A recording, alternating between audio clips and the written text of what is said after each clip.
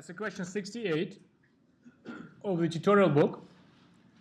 And that's what we have here. We have a linear map in a very familiar setting, R3 to R3. Not only we have that, we also have that this linear map is simply matrix multiplication. And the matrix A there is given, that's the matrix A, numerical value of that matrix, 3, 0, 0, 0, negative 4, negative 1, 0, 6, and 3.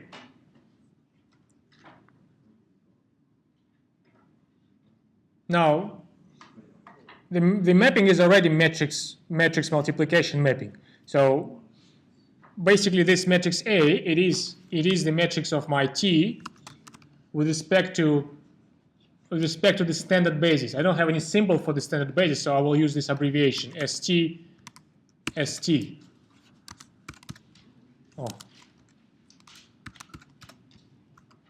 This ST is basically just my symbol, which I just invented here on the spot, which stands for the standard basis in R3.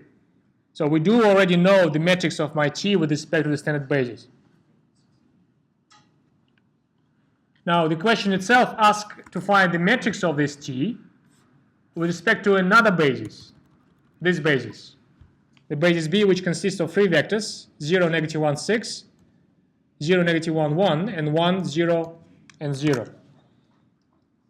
So the question actually wants us to find this matrix, T sub B, comma B. Now, like I said, the presentation of the content of the previous slide give us the algorithm how to find such a matrix. You just have to carefully follow the steps of that algorithm.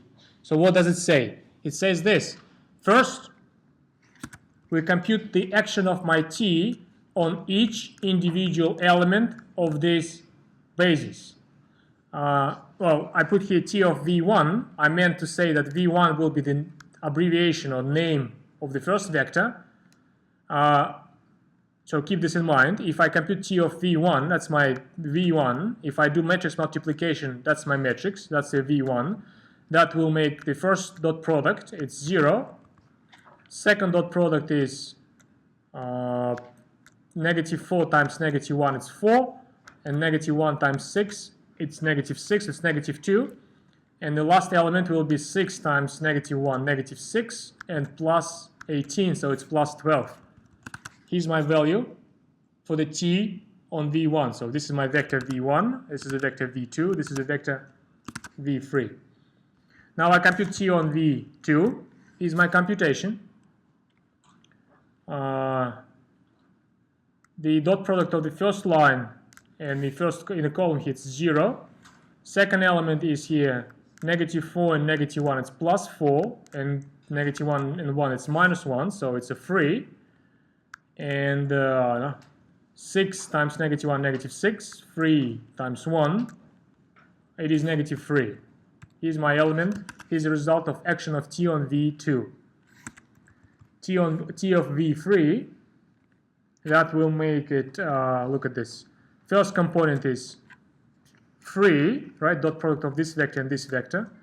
And the other two dot products are simply 0 because we don't have any overlapping non-zero entries. So that's the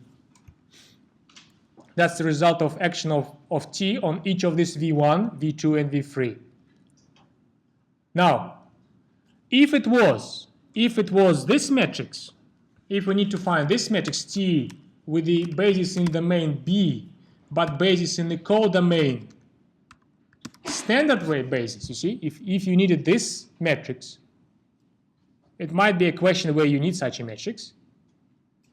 So B is a basis in the code in the domain and the standard basis in the codomain, then the question is over. Because these values, there will be the columns of that matrix, of this matrix. However, the original question 68, it asks for B in the codomain as well. What does it mean? It means now we have a second stage in my computation. I need to take each of these vectors, and find those unknown coefficients which are needed so that these vectors can be reproduced as a linear combination of my v1, v2, and v3.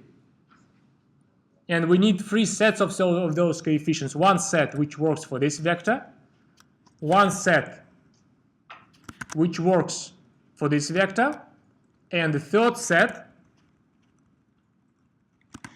which works for this vector. And I index these sets. You see, I index these sets in a way that the first index is the one which changes across the set, and the second index which changes across the equations.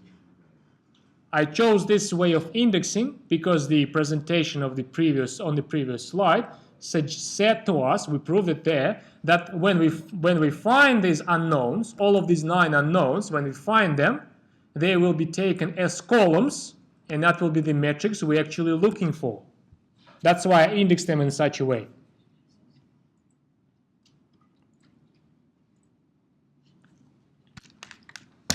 How do we find something like this?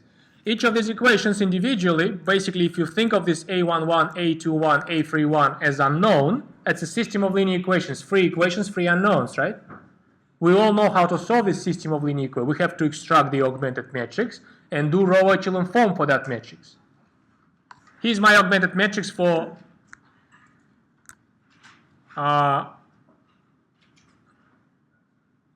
this system of equations.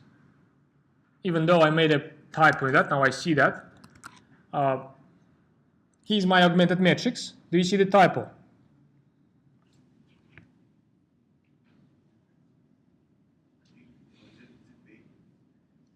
Yes, it is B. Actually, I use the symbol A here. Well, I didn't use the B symbol for the matrix, so probably I should.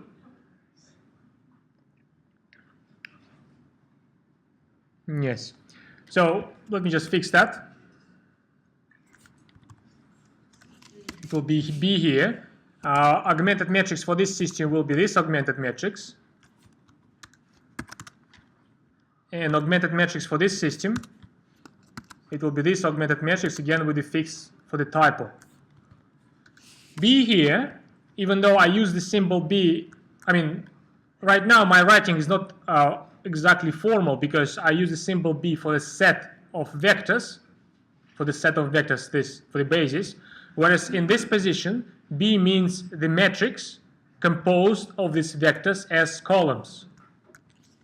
So I can do it like this. If I just take these vectors, if I ask for something like this, yeah. So B, now it's formal. You see, B is a matrix which is composed of my 3 vectors as columns. Now it's perfect and now it's formal. Now, of course, you can solve these 3 individually, but I think it will be more efficient because every time you will solve it, it will involve row echelon reduction. Every time you need to do that. And because these 3, they share the same left-hand side, it will be more efficient if you just write one single augmented matrix. Well, it's the same typo. Where on the right-hand side, you combine all of these 3 vectors, T of V1, T of V2, T of V3, and you row reduce this matrix rather than those 3 individually. Let me just fix the typo again. It's my B. It will be more efficient. So here's my matrix. Let's just see if I didn't make a typo in the actual numerical one. 0, 0, 1, no, it's not the one. I didn't make a typo here. 0, 0, 1, I was a little bit afraid that I did it here as well. 0, 0, 1, 0, 0, 3, it's from here. 0, 0, and 3, first components of these values. Negative 1, negative 1, 0, it's from this line. Negative 1, negative 1, 0. Negative 2, 3, 0, it's the second components in these vectors. Negative 2, 3, and 0. And here's my 6, 1, 0. Last components in my B matrix, this B matrix. And 12, negative 3, 0, that's the last components in my values. So here's the augmented matrix, which we need to row reduce.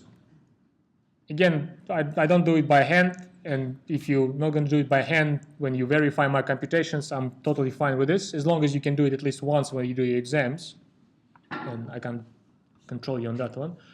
I think I did this. Let me just check something.